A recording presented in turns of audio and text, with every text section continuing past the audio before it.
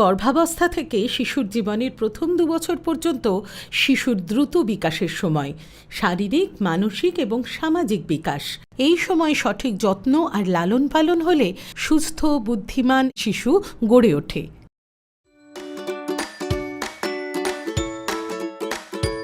লালন পালন অভিভাবকদের সহজ পাঠ। গর্ভকালীন আর নবজাত শিশুদের যত্ন। অনেক অভিনন্দন, আপনি এখন একটি ছোট্ট শিশুর অভিভাবক হতে চলেছেন। আপনি আর আপনার পরিবার জীবন পরিবর্তনকারী ঘটনাগুলি অনুভব করবেন।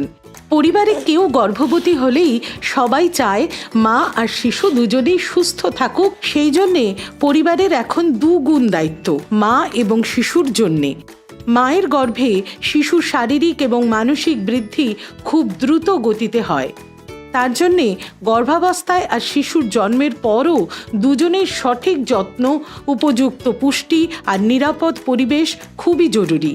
তাহলে আসুন অভিভাবকদের সহজ পাঠে গর্ভকালীন আর নবজাতক শিশুর যত্ন এবং পুষ্টির কিছু কথা দেখে নিই।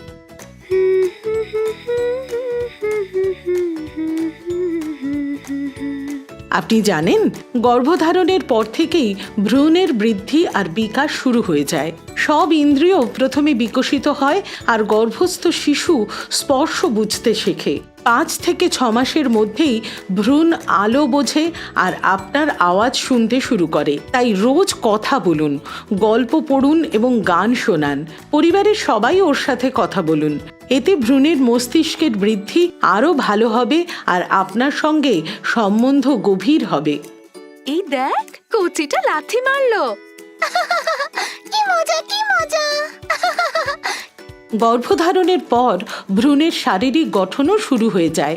6 মাস থেকেই গর্ভবতী মা ভ্রূণের নাড়াচাড়া অনুভব করতে পারবে। ভ্রূণ গর্ভে লাথি মারবে, মোচড় দেবে। 7 মাস থেকে আরও সক্রিয় হয়ে যায়। সকাল বিকেল নাড়াচাড়া করবে, ঘুরবে। ও নড়লে বা লাথি মারলে মাকে সাড়া দিতে হয়।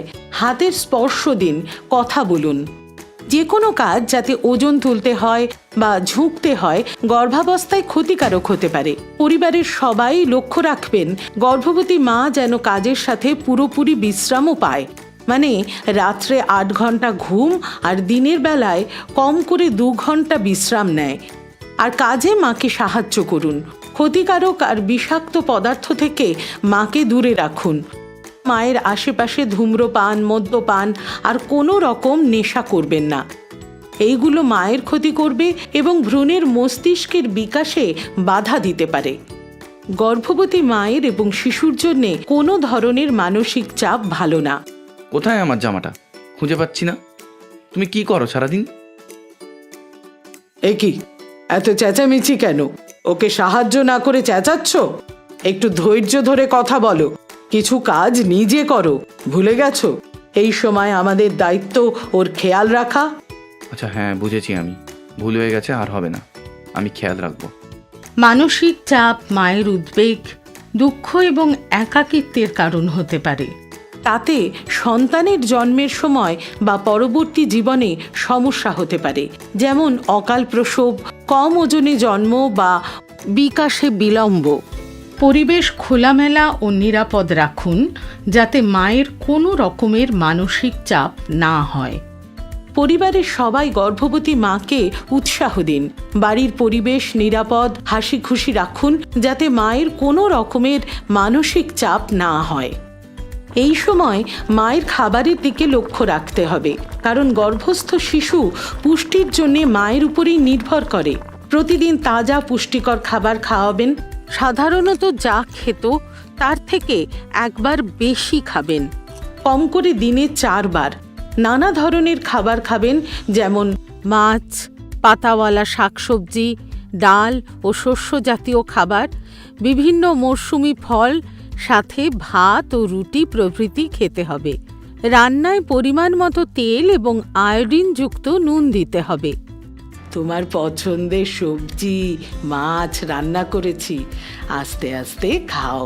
এখন গর্ভে শিশুর স্নায়ুতন্ত্রের গঠন হচ্ছে আর মস্তিষ্কের ক্ষমতা বাড়ছে, তাই আয়োডিনযুক্ত লবণ ব্যবহার করুন আর রান্নার শেষে খাবারে দিন। গর্ভাবস্থায় আয়োডিনের মাত্রা শরীরে কমে গেলে শিশুর মস্তিষ্কে আর বুদ্ধিমত্তাতে প্রভাব পড়ে। এবং মনে করে আয়রনের বড়ি রোজ খাবেন। এই বড়ি আপনার শরীরে রক্ত তৈরি করতে আর শিশুর মস্তিষ্কের বিকাশে সাহায্য করে।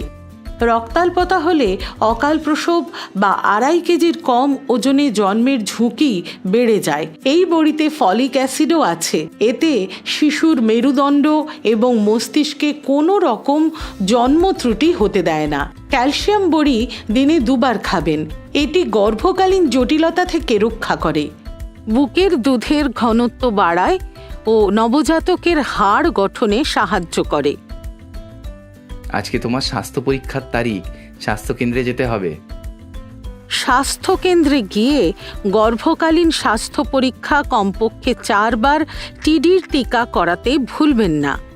প্রতি মাসে মায়ের ওজন করান। পূর্ণ গর্ভাবস্থায় মায়ের 10 থেকে 12 কেজি ওজন বৃদ্ধি হওয়া খুব জরুরি, যাতে শিশুর শারীরিক আর মানসিক বৃদ্ধিতে কোনো রকমের ঘাটতি না থাকে। তোমার মনে আছে তো, দিদি বলেছিল জন্মের পরেই শিশুকে নিজের ত্বকের স্পর্শে জড়িয়ে রাখতে আর আদর করতে।